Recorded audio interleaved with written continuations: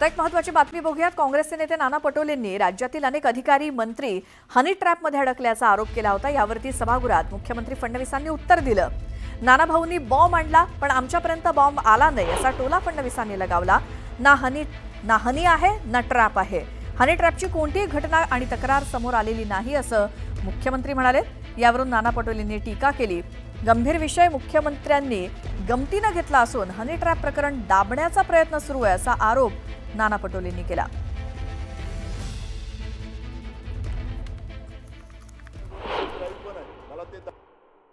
Honey trap कोणचा honey trap यांनी आणला मला समजतच नाही। आणि नाना भाऊने तर कुठला बॉम्बच आणला म्हणे। नाना भाऊ आलाच नाही आमच्यापर्यंत बॉम्ब।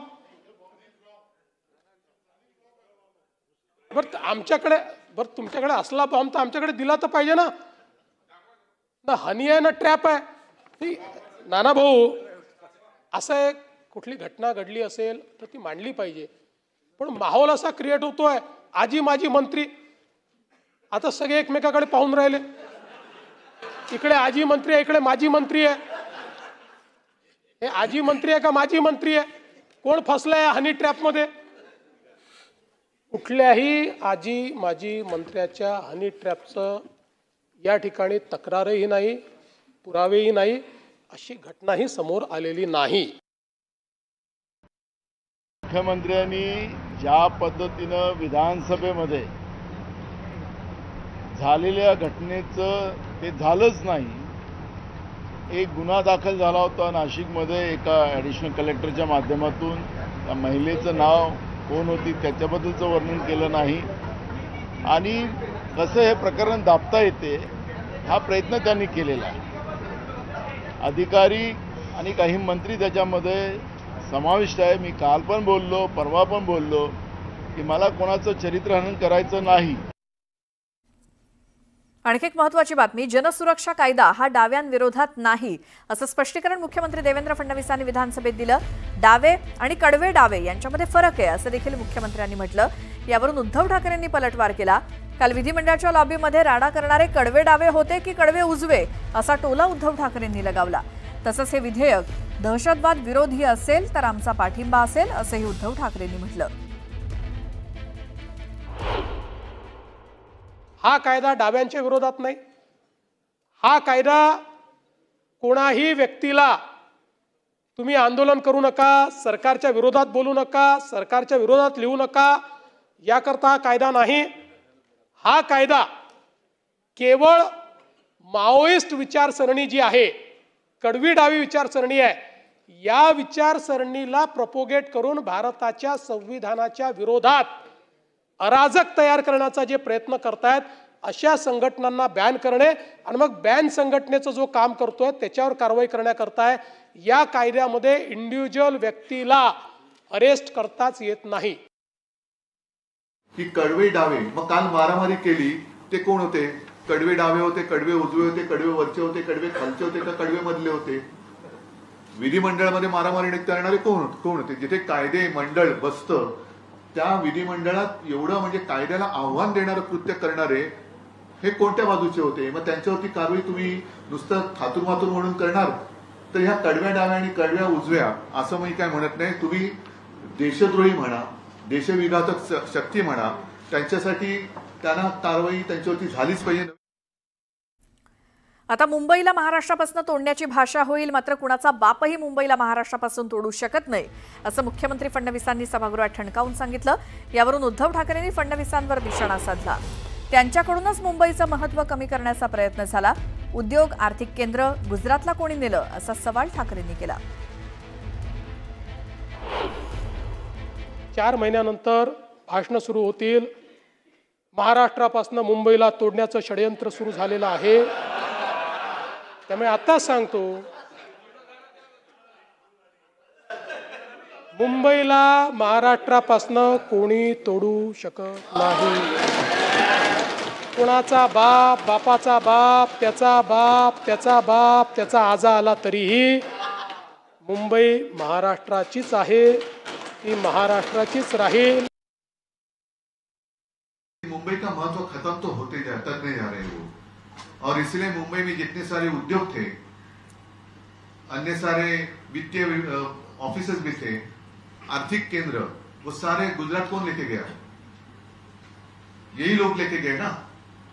तो मुंबई तो महाराष्ट्र से कोई अलग नहीं कर सकता। जो भी करेंगे हम उनके टुकड़े करेंगे, ये तो मैं खुलेआम बोलता हूं। लेकिन साथ ही साथ ये भी नहीं हम होने देंगे कि मुंबई का जो महत्व है, मुंबई मेरे महाराष्ट्र की, अपने महाराष्ट्र की राजधानी है, साथ ही साथ देश की आर्थिक राजधानी मानी जाती है, और यही जो उसका महत्व है, कुछ लोगों के आंखों में वो एक चुभता है। मनसे अध्यक्ष राज ठाकरेंनी मीरा रोडमध्ये घेतलेल्या जाहीर सभेत बोलताना मराठीच्या मुद्द्यावरती आक्रमक भूमिका घेतली।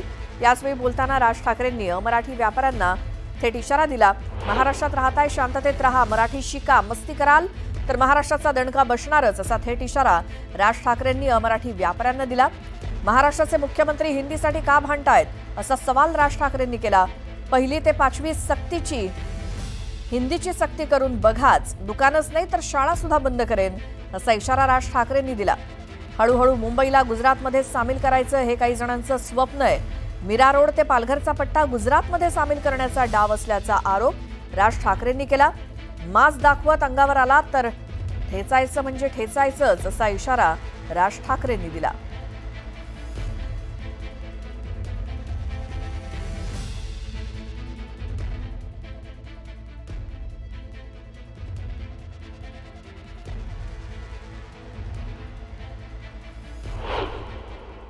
त्या दिवशी इथे जो काही प्रसंग घडला, या काय कोणते मिठाईवाल्याचा काहीतरी झाला तो भाग, आता कानावरती जर मराठी समजत नसेल तर कानाखाली बसणारच मराठी।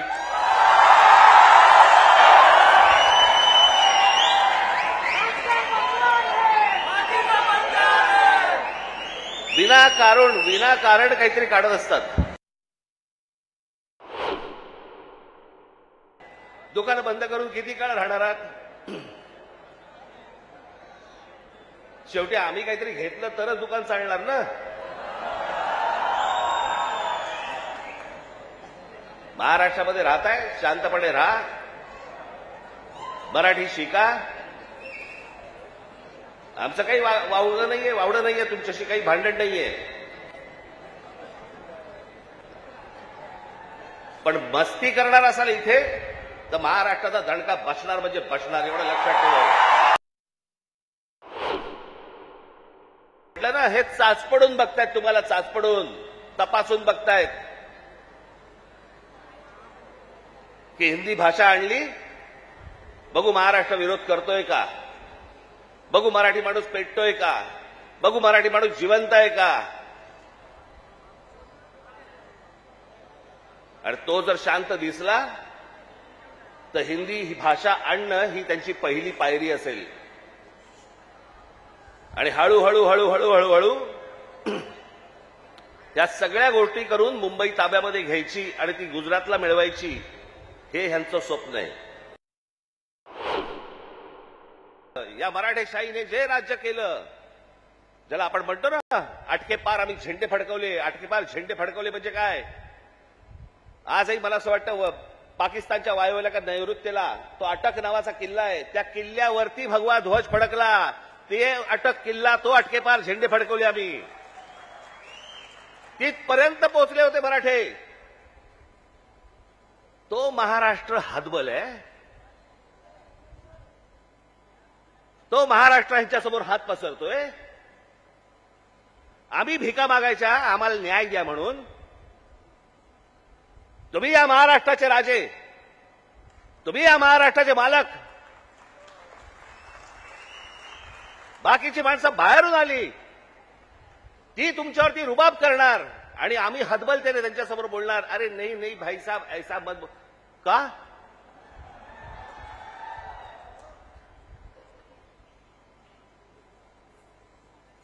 स्वतःहून काही करायची आपल्याला गरज नाहीये,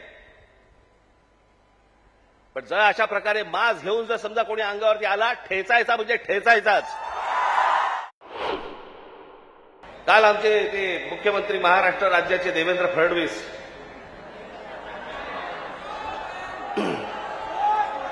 त्यांनी काल सांगितलं, म्हणे तिसरी हिंदी भाषा आम्ही सक्तीची करणार म्हणजे करणार। आता राज्य सरकारला जर आत्महत्याच करायची असेल तर तरी त्यांची बेशक करावी.